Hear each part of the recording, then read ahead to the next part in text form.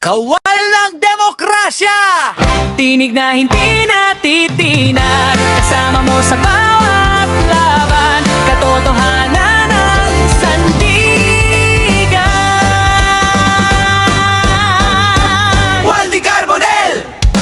Kakampi ng mamamayan, tagapagtanggol ng bayan. Walang urong, walang iwanan. Dito, malinaw ang paninindigan. Dito, buhay ang boses ng bayan. Demokrasya, kasama mo si Waldy Carbonell. Allahu Akbar.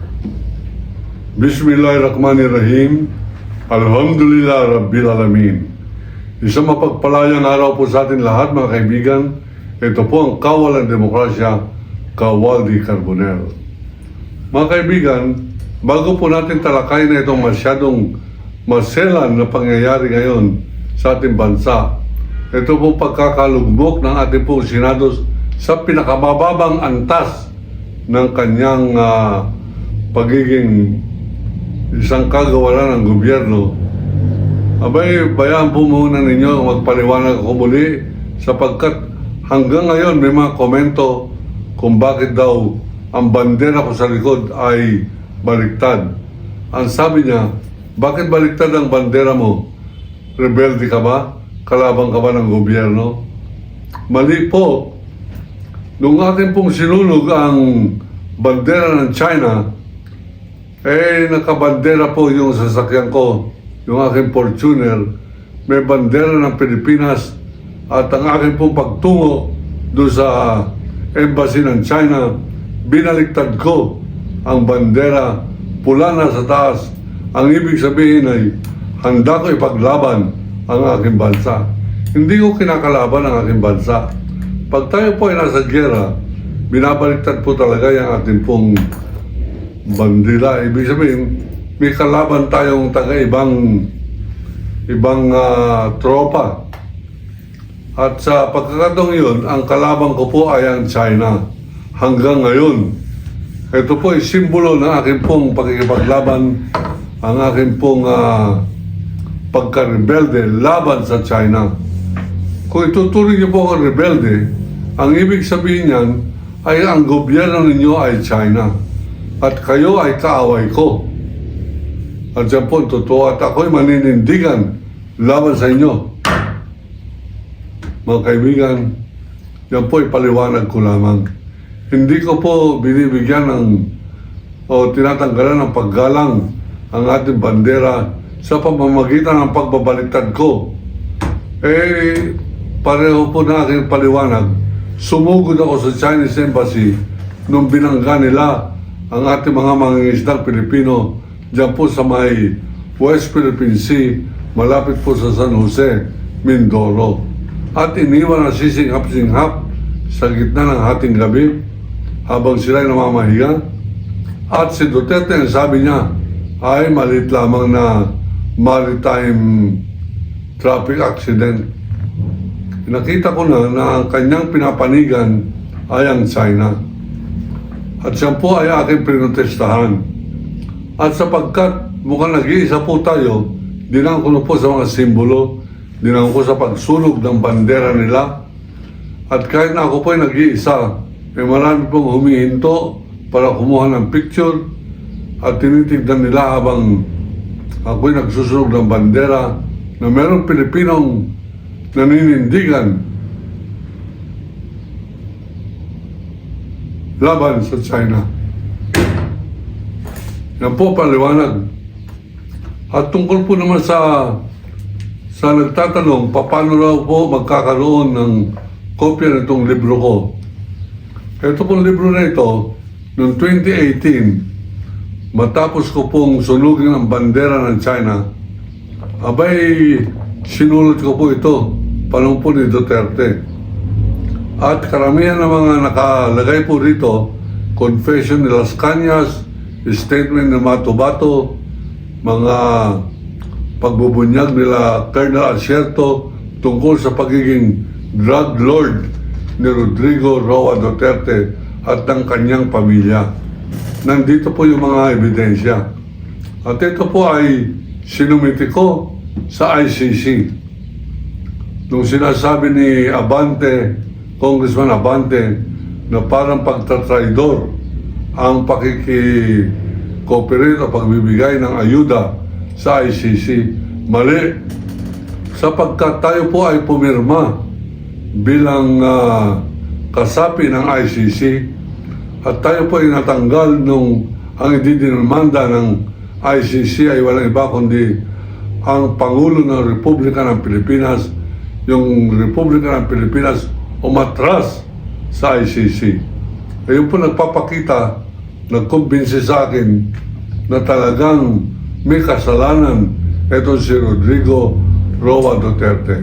Kaya lamang masyadong naduwag ang mga Pilipino dito sa gangster government na ito. At kaya po baliktad ang aking pong bandera, lumalaban po ko sa gangsterism, hindi sa bansa. Sa mga nagpupumilit na maging magpatuloy ang reign of terror o termino ng pananakot sa mga Pilipino. Sapagkat ultimong akin pong apo nung araw, pupunta sa kanyang ka-eskwela, sinasabihin siya ng anak ko, huwag ka na pumunta. Baka matokhang ka sa daan. Abay, ganyan ang kalagayan ng Pilipinas. At mabuti na lamang, meron Senator Trillanes na naghain ng demanda dyan po sa ICC. At ngayon napatunayan na totoo si Senator Trillanes. Siya ay tinuturing ko pong bayani. Kung itinuturing ni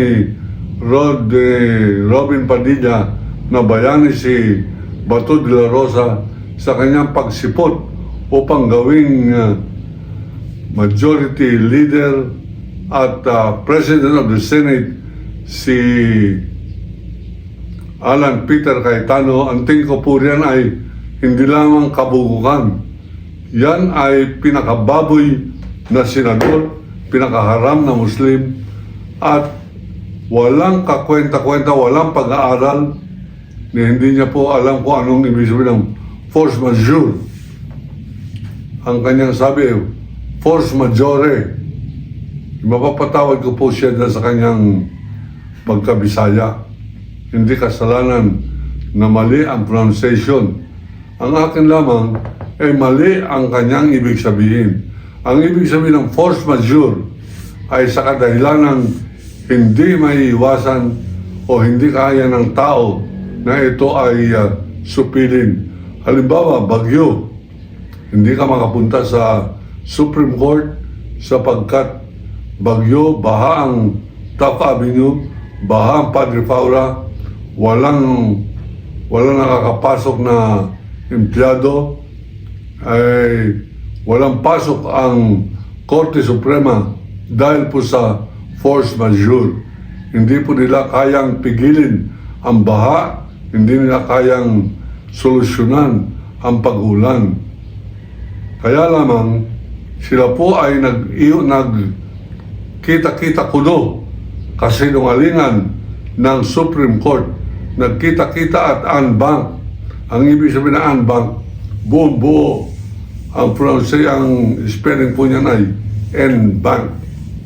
Pero ang pronunciation po niyan ay unbank. Walang absent. Lahat sila ay pumasok sa gitna ng baha upang pahintuin at sabing illegal ang impeachment ni Sara Duterte.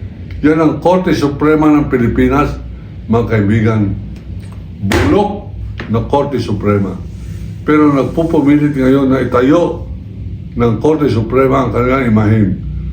Napakabulok ang nangyari po dito sa ating Senado at inaasahan po natin magkakaroon ng milagro na babangon muli ang ating pong Senado. Pero hindi po babangon hanggang nandiyan ang mga anay na pareho ni Robin Padilla, Marcoleta, Cayetano, Amy Marcos, kamalas na presidente ito si Bongbong. Sarili niyang kapatid, binababoy siya kahit na hindi totoo. Yung huling-huli sa camera, mga kaibigan, nandyan sa social media, yung pong pinanggalingan ni Sara Duterte at ni Amy Marcos na isang piging o isang dinner dyan po sa Cebu City ni Ray nung sila ay nakaalis na at napakaraming droga ang nakuha. Yan po ba ay isang palatandaan na kaya sila nandyan ay upang yung dividendo ng droga ay kanilang tanggapin? Ako po ay hindi po, kalaban po talaga tayo ng droga. Hindi po tayo ni minsan nagkunwari kahit na political convenience lamang na makikipagbati, makikipagkamay o papalakpak sa isang drug lord na pareho ni Duterte. Pero ang tingin ko po ngayon ay talagang napaka-baba na itong ating Senado at kinakailangan maibalik na ito sa kanilang dapat na pinagpipitagan ng luklok ng trono ng ating pong gobyerno. Yan ang mga statesmen ng araw nandyan, mga Arturo Tolentino, Ninoy Aquino, Jovito Salonga, W. Jokno, Miriam Santiago, nandyan mga kaibigan sila Rene Sagisag, nakatikim po tayo dyan ng mga Lorenzo Sumulong, Soc Rodrigo, ngayon Marcoleta, Robin Padilla, Cayetano, Villanueva, Escudero, Amy Marcos, napakabulok. Kaya kinakailangan po natin kumilos. Dapat isulong natin ang pagbabago. Ngayon na, isulong po natin, gamitin ninyo yung inyong mga text, gamitin ninyo yung inyong mga messenger, ang inyong telepono, at hilingin ninyo, sabihin ninyo, tayo ang boss ng mga yan. Huwag na kayong nagagaling-galingan. Huwag na kayong sumusunod sa mga Marcoleta ng ating pong Senado. Pandirihan naman ninyo ang mga nakakapandiri. Kung yan ay mga miyembro ng inyong relihiyon, meron kayong Joel Villanueva, may tiwalag na po ninyo yan. At kayo naman, pag ayaw itiwalag ng JLL o Jesus is Lord ni Eddie Villanueva, tatay ng mandarambong na senador ng Bulacan na si Joel Villanueva, kumalas na po kayo dyan, kayo na mismo ang tumiwalag upang sa ganun magawa ninyo ang tungkulin ninyo, hindi lamang sa relihiyon, kundi tungkulin ninyo sa ating bansa na protestahan ang mga pandarambong ng hinalal ninyo, sinuportahan ninyo ng mga senador na pareho nila, Villanueva, Marcoleta. At kung ikaw ay Muslim at ikaw ay hanggang ngayon pinagtatanggol mo pa yung mga Duterte, kahiya-hiya kang haram ka, Muslim ka. Dapat magbago ka upang sa ganun maniwala mga tao na ang Muslim ay marangal, ang Muslim ay matalino, ang Muslim ay parang kawal ng demokrasya. Hindi ang mga haram na mga Muslim. Yan ang mga fake na Muslim, na panganak na Muslim, pero hindi po nila sinusunod ang mga hadith ni Prophet Muhammad. May peace be upon him. Ngayon mga kaibigan, ipapaliwanag ko sa inyo ang kababalaghan na ginagawa ni Alan Peter Cayetano at ni Marcoleta. At sapagkat meron na pong warrant of arrest si Jingo Estrada at lalabas na rin ang warrant of arrest ni Joel Villanueva at maaaring lumabas na rin ang warrant of arrest ni Marcoleta sa salang plunder dyan sa salang pandarambong ng flood control project, mga kaibigan, sa ilalim ni Duterte hanggang sa panahon ni Marcos. Abay, kinakailangan ipasa daw yung panukala ni Marcoleta na pwedeng bumoto in absensya ang nakakulong na Senado. Ang sabi nga ni Ronald Llamas, work from jail Kung nung pandemic, meron tayong work from home. Ito, work from jail. Na pwede pa rin sila maging senador, bumoto sa mga importanteng paggawa ng batas habang sila ay nakakulong sa paglabag ng batas. Ito ang pinakamababang antas ng ating pong Senado. At ang una natin gagawin, pag ako'y tatanungin, tanungin naman ninyo ako please. Tanungin ninyo ako. Nasa akin po, meron ako suggestion. Ang una natin gagawin para maitayo ang dangal ng Senado, tanggalin agad bilang President ng Senate si Alan Peter Cayetano, pinakabulok na naging presidente ng Senado. Nagsinungaling pa. We are under attack. We were under attack. Abay, siya pa nanakot. First time nangyari sa Senado na under attack ang Senate, yung pala ang nagpaputok, yung kanyang dating tao si General Aplaska. Abay mga kaibigan, dapat isulong natin ang pagbabago ng Senado hindi sa isang linggo. Ngayon na, agad-agad, magtulungan tayo, i-push natin, ipilit natin na mawala yung mga senador na pareho ni Alan Peter Cayetano, Robin Padilla, Marcoleta, agad-agad para magkaroon ng kredibilidad ang ating pong Senado. Ako po si Kawaldi Carbonell, nagsasabing iniibig ko ang Pilipinas. China, layas!